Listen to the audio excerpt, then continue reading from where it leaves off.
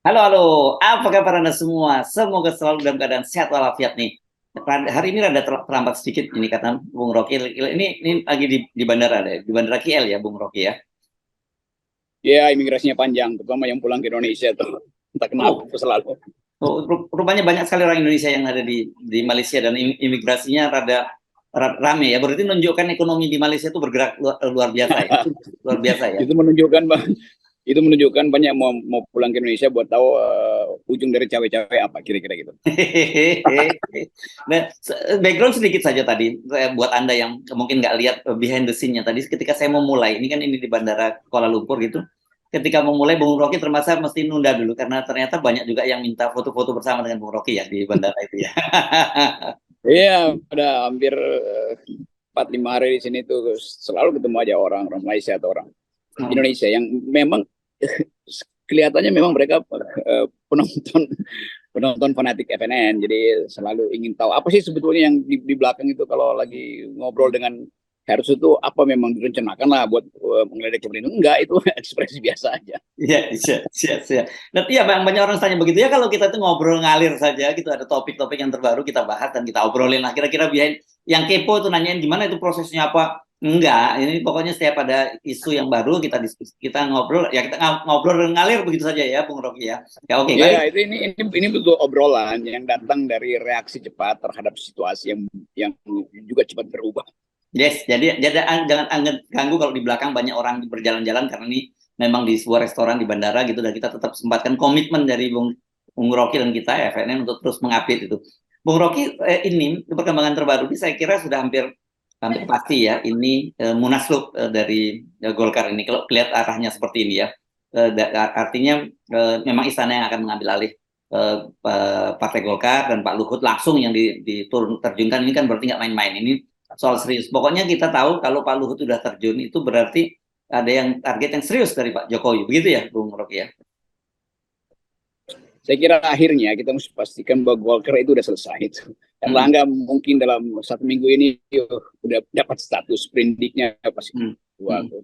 Dan memang saya kira itu rencananya itu kan nggak mungkin isu yang menyangkut kepentingan Jokowi itu yang dimandatkan melalui Pak Luhut yang kemarin kita sebut ada kuda Troya sebetulnya, Hmm, beberapa kuda Troya, Pak Luhut, Pak Bahlil, segala macam itu. Tapi hmm. kita tahu bahwa di belakang itu desain dasarnya adalah untuk mengambil alih Golkar atau membatalkan ide-ide yang ada di belakang pikiran Erlangga itu. Jadi penyesatan-penyesatan headline hari-hari ini memang dimaksudkan untuk membelajari Erlangga. Ada semua talkshow akan diarahkan ke situ. Ya, ya. Oke, tapi justru gini. Oke, kita nanti mungkin lanjutkan saja dan tapi saya justru ingin lihat dari sudut pandang dari angle yang berbeda, Bung Rocky. Ini kenapa Pak Jokowi bukannya dalam situasi begini melakukan konsolidasi ya?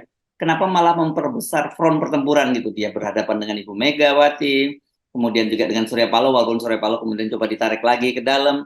Kemudian sekarang malah dengan Golkar, karena bagaimanapun katakanlah gini, sekarang ini berhasil dia mengambil alih Golkar lewat Munaslup atau nggak usah Munaslup kalau Erlangga dijadikan tersangka itu kan berarti udah langsung diganti lah Pak Erlangga begitu kayak nasibnya Joni G Plate.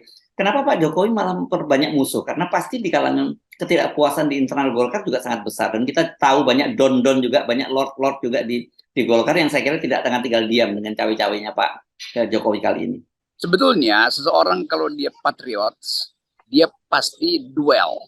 Hmm. Kalau dia mau duel dengan Tawati, oke, lakukan aja kan. Hmm. Tetapi dia juga seorang yang pengecut sebetulnya tuh. Dia Hmm. berupaya untuk masih masih India itu artinya Presiden Jokowi ya, bukan Jokowi sebagai sebagai manusia, sebagai seorang politisi. Dia berupaya untuk dapat semacam pemaafan dari Megawati itu, karena dia tahu bahwa nggak cukup kalau dia sekedar dijamin oleh Gerindra. Dia merasa nggak cukup kalau dia sekedar dijamin oleh seseorang yang dia percaya selama ini sebagai menteri utama dia tuh. Karena itu dia mesti lakukan banyak hal. Jadi dia bertaruh sebetulnya dengan kecemasan dia sendiri tuh. Psikologi ini yang buruk sebetulnya. Jadi kita lihat mana Jokowi itu terus menerus itu mengaktifkan yang dia sebut sebagai ngopi-ngopi lah, kasak kusuk mana-mana tuh. Pada akhirnya dia tahu bahwa dia akan ditinggalkan sendirian tuh. Nah sebelum dia ditinggalkan sendirian, dua hal dia lakukan. Halangi mereka yang bermaksud untuk mempersoalkan dia dan dekati mereka yang masih punya potensi untuk dia sogok. Kan itu intinya kan. Padahal sebetulnya mereka yang sedang dia sogok juga merasa bahwa kok nggak konsisten ya. Kenapa saya yang disogok, kenapa yang lain juga disogok tuh. Jadi ini mental betul-betul, ini kalau kita terangkan ada semacam authoritarian personality pada Jokowi, tapi bukan authoritarian yang saya sebut aja yang perwira tuh. Ini authoritarian pengecut. Itu intinya tuh. Jadi saya minta maaf terpaksa, mesti analisis tuh watak seseorang yang di ujung kekuatan justru dia tidak percaya diri. Kan itu dasar. Ya, ya. Jadi Anda melihat bahwa kalau toh terjadi ini memang ada dua faktor ya saya kira di Golkar ini. Ada faktor internal Golkar sendiri yang mungkin khawatir dengan elektabilitasnya yang mereka tidak naik-naik, dan itu artinya dampaknya para caleg ini nanti nggak dapat kursi pada pileg itu. Dan kemudian Jokowi melihat ini sebagai sebuah kesempatan, begitu ya Anda lihatnya, yang paling mungkin untuk menjadikan dia dikendalikan setelah dia nanti jadi tidak jadi lagi presiden. Iya, itu liciknya di situ tuh. Dia mengintai sebetulnya kader-kader Golkar yang masih potensi untuk diganti, diberantakan tuh. Dan dia melihat bahwa potensi perpecahan di Golkar memang terbuka tuh. Karena memang ada faktor kelemahan penampilan publiknya Erlangga. Ya. Tapi faktor dieksploitasi itu. Itu yang kita anggap bahwa ya biarin aja kan. Kalau Erlangga tuh nggak mampu, ya biarin aja Golkar yang terima itu. Bukan itu yang dimanfaatkan oleh Jokowi untuk ambil alih Golkar. Itu dua hal yang berbeda. Jadi kalau Erlangga mampu ya udah itu urusan internal, tetapi urusan internal itu memang diintip oleh Jokowi sebagai peluang untuk mengambil alih Golkar. Kan kalau misalnya Erlangga baik-baik aja, oke, nggak ada soal tuh. Erlangga kurang, oke, Munas ganti Erlangga, ganti aja.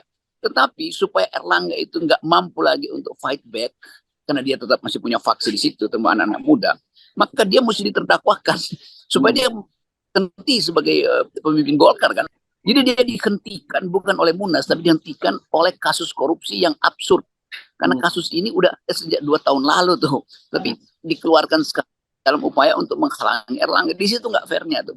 Kalau soal organisasi, biar Golkar lakukan pemecatan pada Erlangga, bukan dijadikan sandra oleh Jokowi dengan kasus yang udah pernah kita bahas itu. Jadi kira-kira Jokowi mau bilang begini, you punya korupsi itu. Oke, kalau ada korupsi, udah KPK proses. Tetapi saya nggak bongkar korupsi ya. Saya mau pakai korupsi lu itu sebagai tukar tambah politik dengan saya. Kira-kira itu pikiran Jokowi. Ya, ya, ya. Dan akhirnya ketika pada satu titik kemudian dia gunakan kartu itu, dan itu sebenarnya yang terjadi pada semua politisi, terutama ketua umum partai yang menjadi pendukung pemerintah kan. Ya itu polanya begitu, jahatnya di situ. Jadi dia tidak berantas korupsi, dia memakai korupsi sebagai alat tukar tambah justru. Jadi dia umpan orang untuk korupsi sebetulnya tuh supaya dia bisa ujungnya. Itu etika itu kan yang menunjukkan bagaimana Mataraman itu tuh apa cara politik Mataram, cara politik Jawa yang seringkali penuh dendam itu diumpankan seseorang supaya bisa dihalangi sepenuhnya itu. Kan bengis kan orang yang begitu kan bengis kan. Seorang yang sederhana tapi bengis, itu maksudnya. Ada istilah dalam psikologi bahwa kesederhanaan itu di belakangnya ada kerakusan, di belakang kesederhanaan ada kebengisan, di belakang kesederhanaan ada manipulasi. Itu soalnya itu. Ya, oke. Saya kira dalam situasi begini ini memang tidak ada pilihan lagi ya bagi Erlangga Hartarto. Dia mesti bertempur juga dengan dua front ya, satu front hukum dan kedua front dari front politik di internal Golkar sendiri. Dan itu begitu masalah hukumnya itu dia kemudian kena, ya rontok semua saya kira itu ya. Dia langsung Munaslup itu langsung mulus begitu saja tanpa perlawanan. Dan saya kira kalau toh masih ada pendukungnya Erlangga, kalau kemudian Erlangga jadi tersangka juga dia tidak bisa berbuat apa-apa lagi. Ya kelihatannya itu desain akhirnya. Jadi Jokowi nggak mau ambil risiko bahwa di dalam Munaslup nanti masih ada orang yang membela Erlangga. Tapi kalau udah jadi tahanan kan gimana bela diri. Jadi poin-poin kebengisan itu tuh yang diperlihatkan oleh seseorang yang ternyata kita tahu bahwa watak otoriter itu tidak bisa dihindari bahkan oleh seseorang yang di awal itu dilulukan sebagai pemimpin sipil kan itu intinya kan. Jadi semacam keinginan untuk terus berkuasa dan elemen-elemen itu yang nggak ada di dalam cara berpikir modern. Jadi kita tetap lihat bahwa kenapa Pak Jokowi ya jadi bengis sekaligus jadi rakus. Padahal setiap hari dia senyumnya tuh senyum sederhana aja. Tapi kita bisa terang itu dari ilmu psikologi, yaitu menahan seluruh emosi itu, padahal sebetulnya udah menyala di dalam dada itu kan. Yang di dalam semacam filosofi Jawa sering dikatakan bahwa orang Jawa itu bisa menahan amarah itu seperti dia menahan sebutir telur di dalam di lipatan perutnya sampai telur itu matang. Dasar sekali itu ya. Ya, oke. Tetapi Belajar. ya, ya. Tetapi dengan situasi politik yang sekarang, ketika Pak Jokowi juga berhadapan dengan Ibu Megawati juga dan sebagainya, apakah kemudian bukannya ini juga peluang buat Pak Erlangga untuk melakukan manuver, katakanlah begitu ya, dan itu bisa, kalau dia berhasil, bisa sepenuhnya Golkar juga lepas dari Pak Jokowi. Kenapa? Karena kita tahulah bagaimanapun afiliasinya Kejaksaan Agung gitu dengan PDIP, dan dalam hal ini PDIP kan juga butuh sebenarnya untuk merangkul Golkar. Kalau tiba-tiba kemudian Pak Erlangga sekarang justru gara-gara di pressure semacam itu lompat ke Ibu Megawati, dan Ibu Megawati kemudian memberikan perlindungan dan juga ada kebutuhan untuk menggandeng Golkar, kan jadi lebih ramai nih Bung Rofi. Ya, saya senangnya begitu tuh. Jadi ini betul-betul power game aja kan. Ya. Jadi permainan Erlangga juga bisa lakukan itu, dan Erlangga punya kemampuan dengan apa namanya pengikut dia untuk lobby Megawati itu. Karena memang akhirnya kita mesti ya semacam ya ikuti aja Jokowi bermain dengan politik dendam, maka eksploitasi dendamnya tuh. Ibu Mega juga pada Jokowi eksploitasi aja kan. Walaupun itu tujuan berpolitik. Tujuan berpolitik adalah ucapkan sesuatu untuk memberi harapan pada rakyat, kan itu nggak timbul. Tetapi memang dari awal kan kita terangkan bahwa amputasi di kalangan elit akan terjadi. Kan udah dari 2 tahun lalu kita pakai teori itu. Ini akan terjadi saling amputasi di kalangan elit. Itu benar-benar terjadi hari-hari ini. Ya. Nah, itu tadi makanya saya bilang sejak awal, oke, ini kita tahu permainannya kemana. Tetapi yang saya berpikir, kenapa Pak Jokowi memperbanyak front pertempuran ya? Bukannya kan kalau doktrin dalam pertempuran itu ya orang harusnya jangan banyak medan pertempuran, pilih medan pertempuran yang dia bisa menangkan. Nanti baru selesai itu beresin satu persatu gitu. Ya itu karena di Shinchan nggak diterangkan tuh teori Sun Tzu itu. Dan sebagai seorang yang strateg, kan kalau kita tanya dari mana, siapa sebetulnya penasihat strategi Jokowi itu? Ya mungkin 2-3 orang di situ tuh. Dan 2-3 orang itu yang memang mengasum mental Jokowi, yang menganggap bahwa Jokowi itu masih bisa dimanfaatkan. Jadi mereka memanfaatkan Jokowi, dan Jokowi merasa dia dimanfaatkan demi kepentingan Jokowi sendiri tuh. Jokowi lupa bahwa soal kehidupan rakyat yang terlantar, ada kehidupan global yang tidak bisa dia masuki, dan kita diolok-olok dunia tuh. Jadi hanya demi kepentingan dia sendiri itu. Ini yang kita sebut sebagai kemaksiatan dalam politik kan. Mau mendapatkan seluruh keuntungan secara pribadi, tapi mengabaikan kepentingan rakyat, kepentingan demokrasi, kepentingan pelembagaan politik. Kan Jokowi langgar semua itu kan. Itu yang betul-betul bagaimana seseorang yang sudah 7 tahun, 8 tahun, 9 tahun itu nggak paham juga tentang imperatif dari etika demokrasi itu. Jadi kelihatannya ini pamer kekuasaan, bercanda-bercanda kecil tapi cemas juga, dan di ujungnya dia akan jadi kacung buat diri dia sendiri akhirnya. Ya. Jadi ada seperti apa membayangkan skenario-nya ini, pertempuran Jokowi dengan Golkar ini, Bung Rocky? Saya bayangkan libido Jokowi, sekarang kita pakai istilah psikologi, libidonya nggak kan tuh. Artinya egonya nggak bekerja tuh. Fasilitas nilai value di kepalanya itu tidak menuntun dia untuk pergi pada semacam pemaafan itu. Oke, bangsa ini mesti dilanjutkan, karena itu saya minta maaf karena saya udah cawe-cawe itu. Sampai sekarang nggak ada kelihatan bahwa ada pertukaran ide di antara para pemimpin. Kenapa? Karena nggak ada kepastian Jokowi mau pilih siapa itu. Kalau Jokowi mundur dari pikiran itu, maka Prabowo udah berdebat dengan Anies berdebat dengan Ganjar tuh. Selama Jokowi tetap ingin dia dulu didahulukan, jadi ego Jokowi itu betul-betul ego otoritarian. Nah, kita lihat misalnya ujungnya nanti pasti Erlangga di kemplang gitu.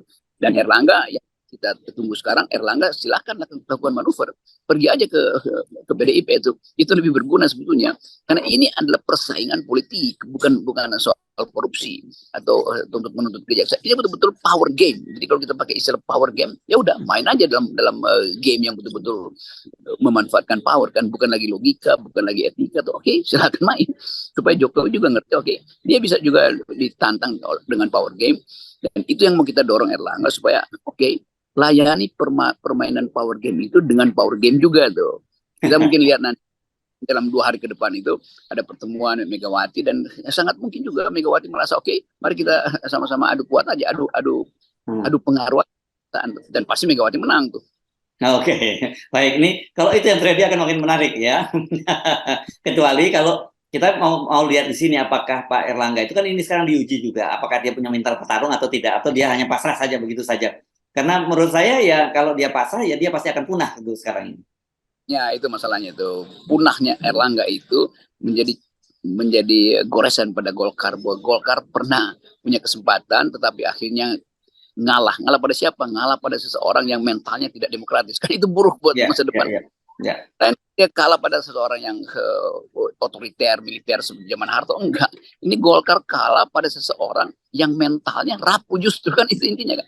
Kalau Ya. dia nggak rapuh, dia ya gara-gara atau berteman dengan semua pihak lalu bujuk-bujuk semua pihak. Itu kan itu soalnya. Yes, oke. Baik Bung Rocky. Terima kasih Bung Rocky. Tetap 100% ya Bung Rocky ya. Ya.